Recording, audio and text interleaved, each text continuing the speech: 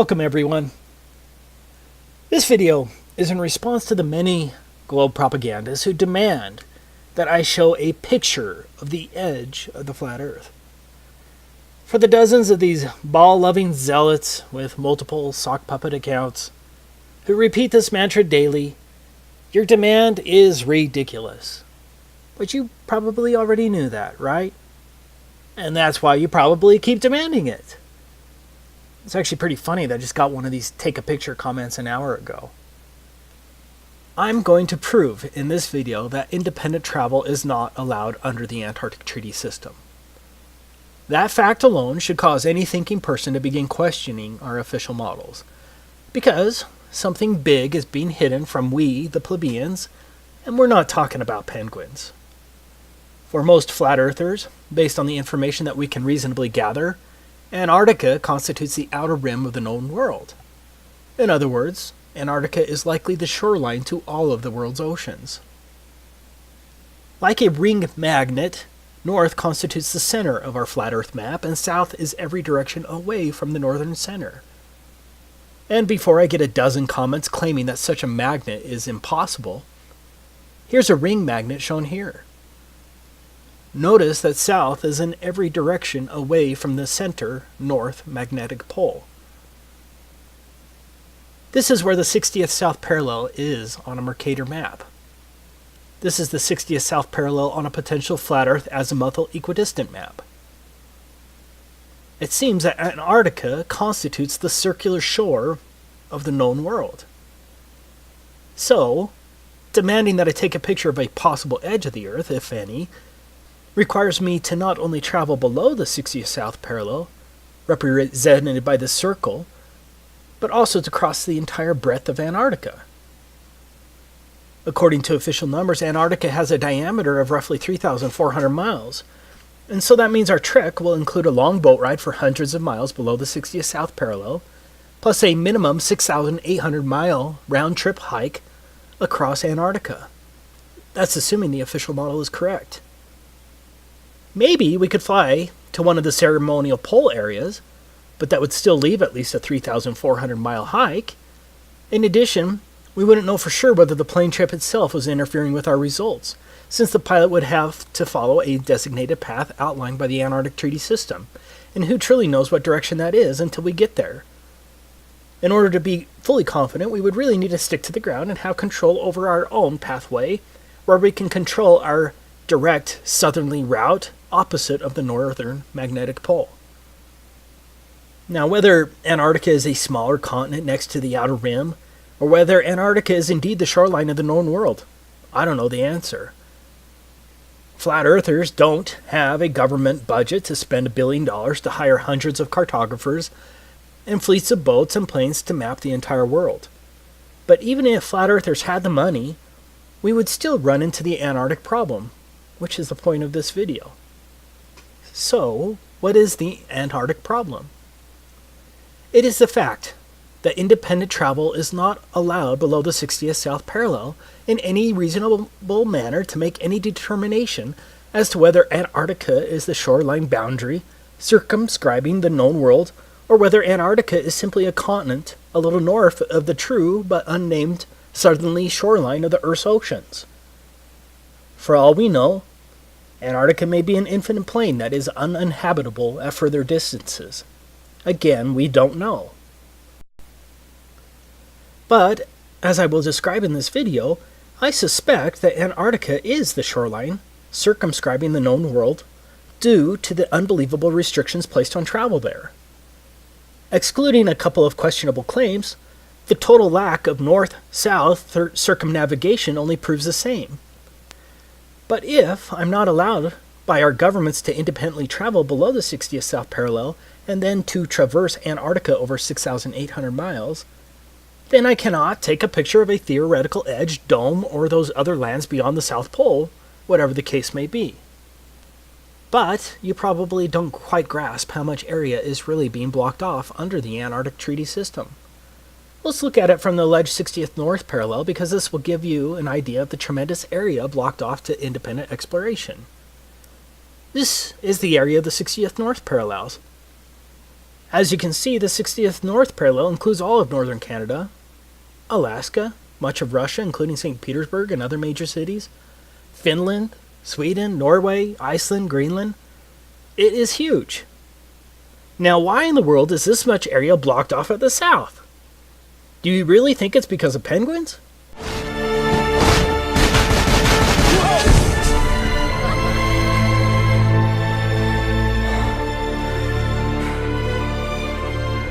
You see, first there was just one, now there's thousands of them. Are they trying to tell us something? So what's the problem? Well, among other things, we are messing with their food chain. And we have got to do something about it. We suggest a ban on all marine harvesting. Do you think the child propaganda from Happy Feet is true? The Antarctic Treaty was executed in 1959 and has been in place ever since. Think about it. No country had any real alleged concerns about the environment at that time. One of the more interesting facts is that the Soviet Union also ratified the treaty, and did so from the beginning on December 1st, 1959. Do you really think the Soviets were truly concerned about the penguins and the fragile Antarctic environment? In other words, America, the USSR, and the rest of the major countries of the world remained partners in generally closing Antarctica throughout most of the so-called fake space race, the Cuban Missile Crisis of 1962, the fake moon landings, most of the Cold War, the Vietnam War, the Six-Day War, the Soviet-Afghan War, and the collapse of the Soviet Union, which at that time Russia continued as a signatory in 1992. That's some peculiar cooperation transcending international conflicts, don't you think? Do you really think that the vast resources and strategic military benefits of Antarctica were multilaterally put aside because of penguins? Even North Korea has been a signatory since 1987. For some strange reason, the Antarctic Treaty has remained sacrosanct for nearly 60 years, regardless of worldwide conflicts. For the reasonable, objective person, alarm bells should be going off right now. As I was preparing this video, I found something else that's interesting. Out of all the flags of all the countries across the Earth, can you guess which one only shows a map of the country as the emblem of the country? You guessed it. Only one. Antarctica. Yeah, the one country they want you to know the shape of. That doesn't reek of programming, does it? Let me make this clear from the beginning. Travel to Antarctica is more difficult than travel to a military base. Sure, the military base may have a visitor shop near the entrance, but if you go beyond that visitor shop or another designated travel area without clearance, you're going to get arrested, or something worse. I'm sure I already have a few globe shills ready to pounce, armed with various inanities to counter my statement, but let's ignore the global spin. This video is about evidence and facts and the reasonable assumptions based thereon. So let's decide to take a theoretical trip across Antarctica to find the edge, if any. I'm not talking about going to the visitor center along the edge of Antarctica, or an overly expensive cruise to a small ice shelf along the edge with a small excursion, or a flight to one of the multiple ceremonial poles, and then straight back again. Yeah, that's not strange at all. I must reiterate, because I will get a dozen comments telling me to take a cruise or that someone's best friend went to Antarctica. I am not talking about a trip to one of the few designated tourist locations of Antarctica. I'm talking about a real trek, pointed directly south across the entire 3,400-mile breadth of Antarctica and back again to determine whether Antarctica circumscribes the known world and to possibly determine whether there's an edge, a dome, or whatever, and then take a picture of it. I'm talking about repeating the trek of Admiral Byrd and discovering that area as big as the United States that has never been seen by a human being on the other side of the South Pole, full of minerals and such just waiting to be explored. But strangely enough, there's left in the world today an area as big as the United States that's never been seen by a human being.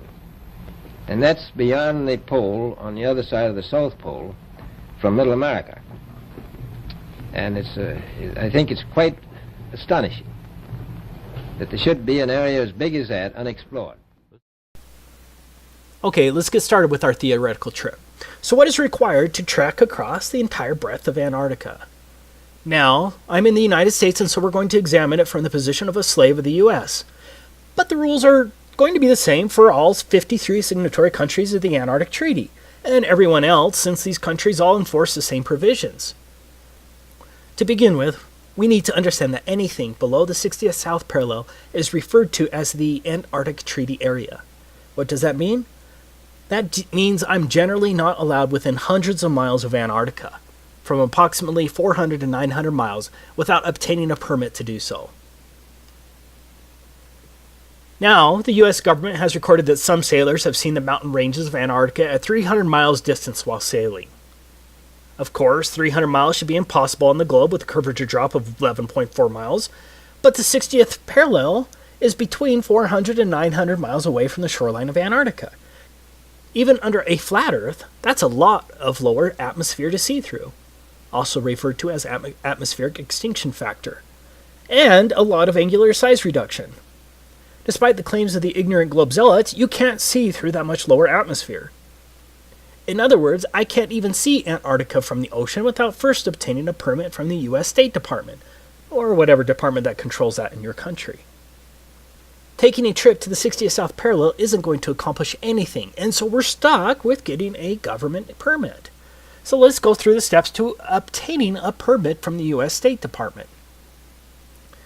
This is the handbook of the Antarctic Treaty System. These are the rules that govern all signatories to the treaty. We'll be citing to it regularly as it lays down the rules that govern the Antarctic Treaty beyond the fluff of the treaty language itself. Most importantly, we're going to look at the rules governing non-governmental activities located here, and some of the rules regarding the protection of the environment located here. Now, as a U.S. slave, this is the first form you'll have to submit to get approved to travel to Antarctica. The form itself seems rather innocuous until you understand exactly what is involved in the application process. In summary, Antarctica is treated as a giant natural reserve. Like a military base, all activities and pathways in Antarctica must be approved. This is unlike any other area in the world, except maybe a place like North Korea. So, when I say that no independent travel is allowed below the 60th South Parallel, I'm stating an admitted fact well recorded as international law.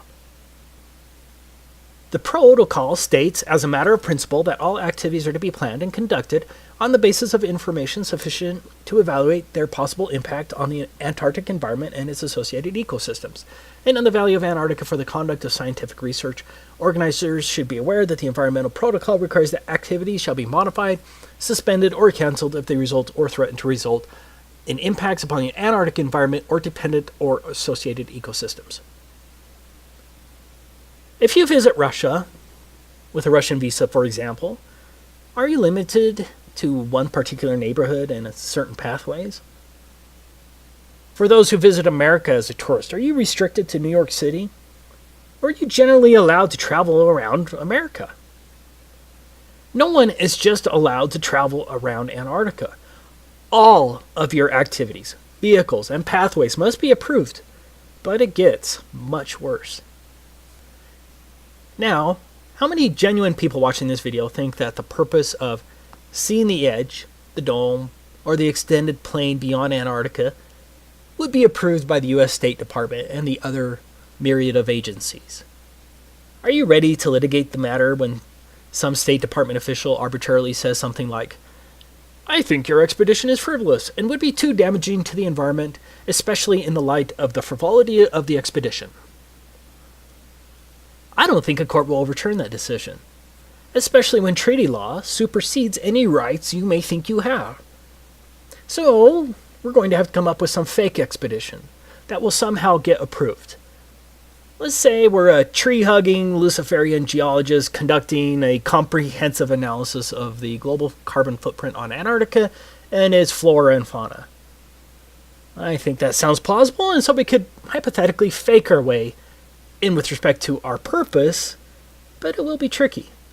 Okay, I'm not advocating that anyone break the law. This is all theoretical. That brings us to the next point. Entire swaths of land are entirely off limits to all travel. These are called specially protected areas. It's pretty much guaranteed that no one is going to get a permit to go through a specially protected area. If my math is right, that's 1,373 square miles that are allegedly specially protected areas. You can see the maps on the websites, but I don't have time to plot all of them. Now, I agree that's not huge in comparison to the total alleged area of Antarctica. But I believe there's a distinct possibility that those swaths of land could be coordinated in such a way as to prevent me from going through Antarctica easily.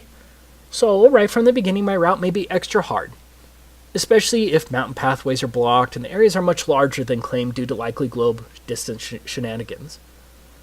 But let's go ahead and assume we can navigate around those prohibited, specially protected areas. Next, no motorized equipment is allowed at all for non-governmental personnel.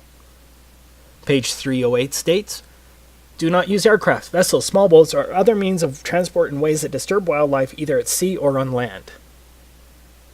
That seems kind of hard and very subjective, doesn't it? Antarctica itself is supposed to have a diameter of 3,400 miles. That means no motorized equipment for at least a 6,800 mile round trip? That sounds pretty damn impossible, right? Especially if Antarctica is much bigger than what is claimed. What about sled dogs? Surely they'll be allowed. What's that? Sled dogs aren't even allowed? Okay, so our trip is now limited to a very long hike in insanely harsh conditions over an extreme rise of elevation. On a side note, Antarctica has the highest average elevation of any alleged continent, but I'm sure that's just coincidence, right? But getting back to our insane trip, we not only have to walk at least 6,800 miles, mostly depending on when we need to turn around, we must also tread extremely lightly as walking on plants in Antarctica is prohibited. I can't damage plants or frighten wildlife on a 6,800 mile journey in a wilderness? I wonder if the Lewis and Clark expedition was limited by such requirements. Good luck traversing 6,800 miles on foot without damaging plants or frightening wildlife with no motorized equipment. I'm not saying that we couldn't figure out a way to get around these big issues, or maybe we could just, theoretically ignore the issues once we get there, but again, I'm not advocating that anyone break the law. I'm saying that these are listed enforcement rules under the Antarctic Treaty System. And so think of how easy it would be for one of the many international bureaucrats reviewing our application to deny a permit to trek across Antarctica based on this one plausible excuse. Sorry, you're going to end up walking on plants and scaring birds at least one time during your 6,800 mile journey, and the Antarctic Treaty System prohibits such activities. Application denied. For argument's sake, let's just assume we're going to figure out a way to get around that. Don't ask me how. The next issue is, how are we going to carry all that food and fuel for heat? And don't think that the Antarctic Treaty System isn't concerned with how we store our fuel. The United States itself is roughly 2,500 miles across. So imagine the difficulty of hauling food, climbing at extremely high and unknown elevations, and carrying all of your extremely warm gear and supplies across the United States from coast to coast and back again, all on foot with no food stops along the way. And don't forget, we're going to have to haul our poop as well. You are going to have to drag your poop with you on your 6,800 mile Antarctic hike. But it gets worse. Your poop is regulated by a different pseudo-government agency, the National Science Foundation. Here's where you can learn about what permit is required if you wanted to dispose of your poop on your 6,800 mile journey if you don't want to carry it.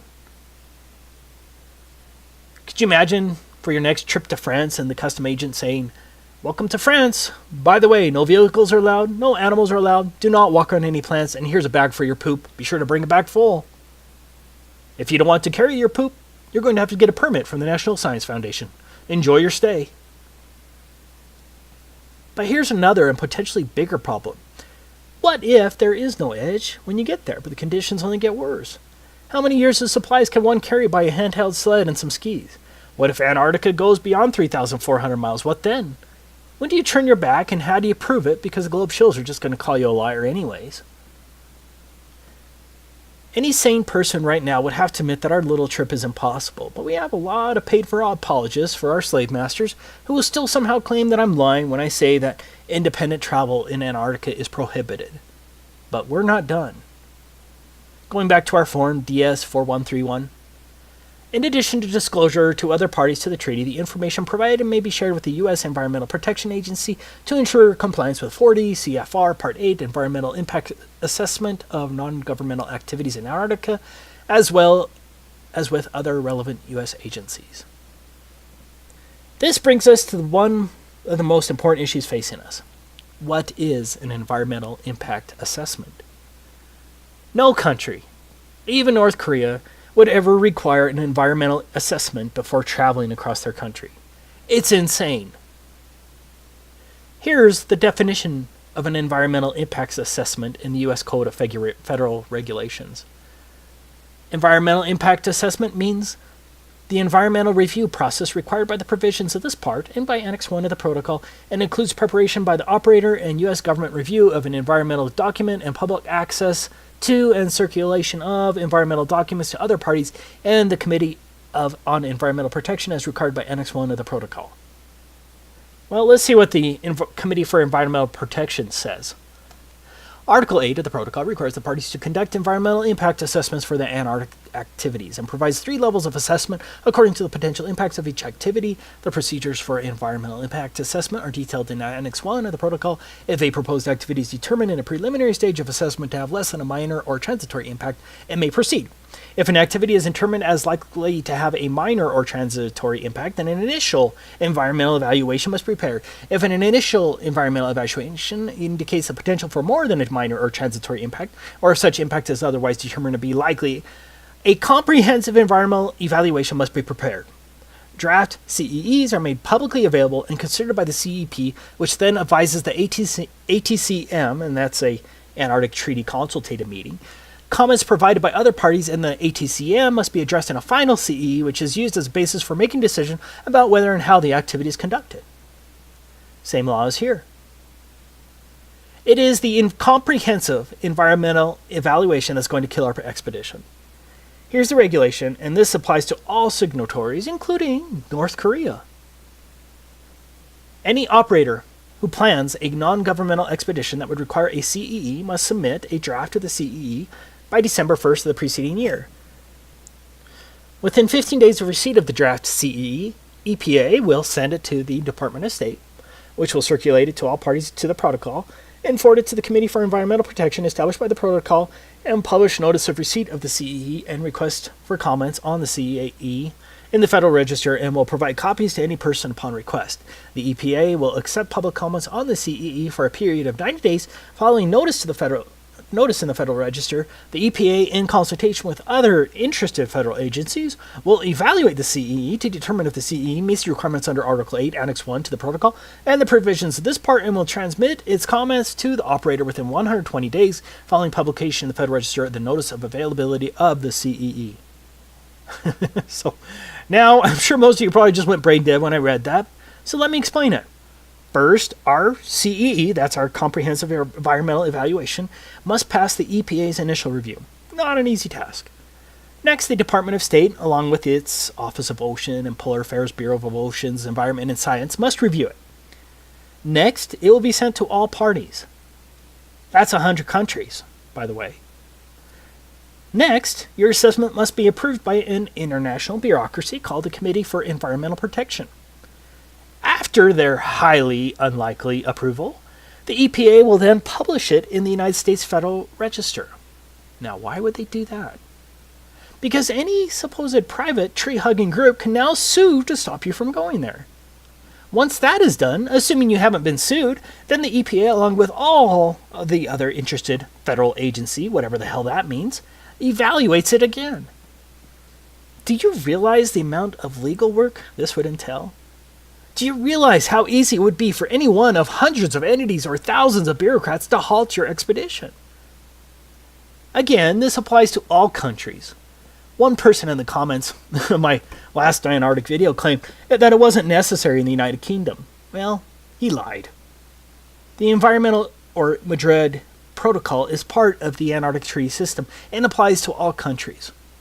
Here is the requirement on the UK application if you're interested. As explained above, for every person in the United States who wants to get a permit to travel across Antarctica, has to first submit the environmental impact assessment to the EPA. You know, the freedom-loving EPA. Beware! Beware! Time is short! EPA! EPA! EPA! Believe me! Believe me!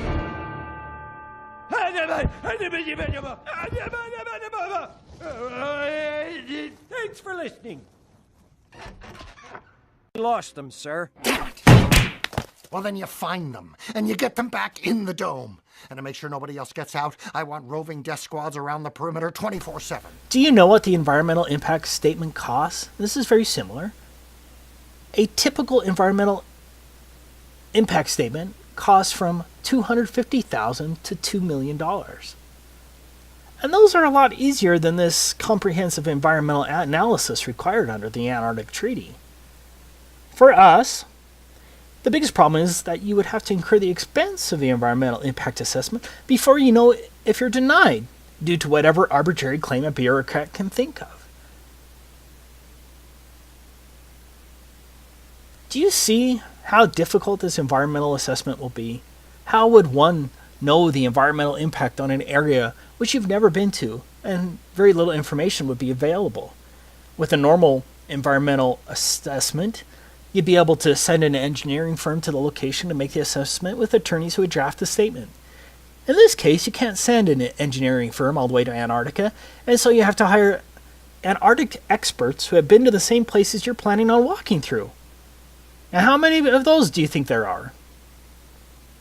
I say that we can safely assume that the price of getting an environmental impact assessment approved by the EPA and the international agency would cost millions, assuming no supposed private group sues you once it's published in the Federal Register.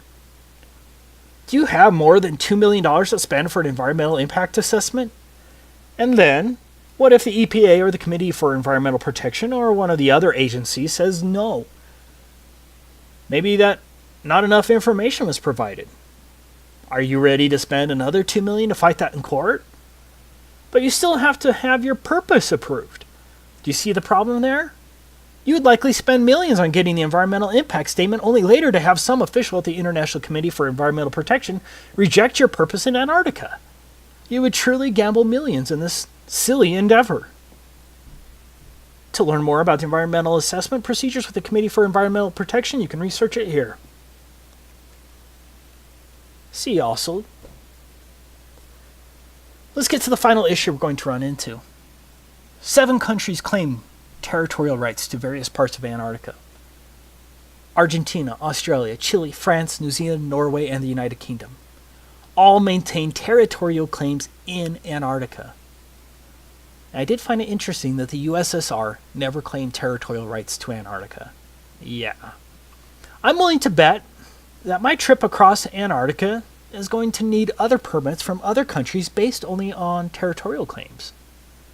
Getting more permits or visas from other countries who have alleged territory in Antarctica? Yeah, that shouldn't add too much to our already strained budget.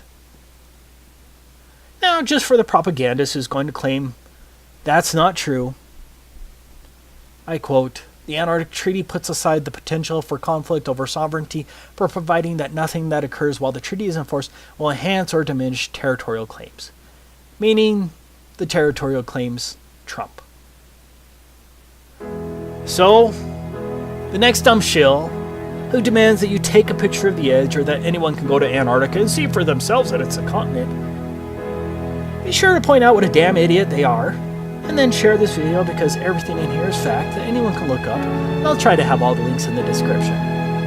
Of course, the lying minions from the Ministry of Truth will spin and call you names, but at least the rest of the world will see the liars for who they truly are. This is Taboo Conspiracy, signing off. In case I don't see ya, good afternoon, good evening, and good night. Yeah.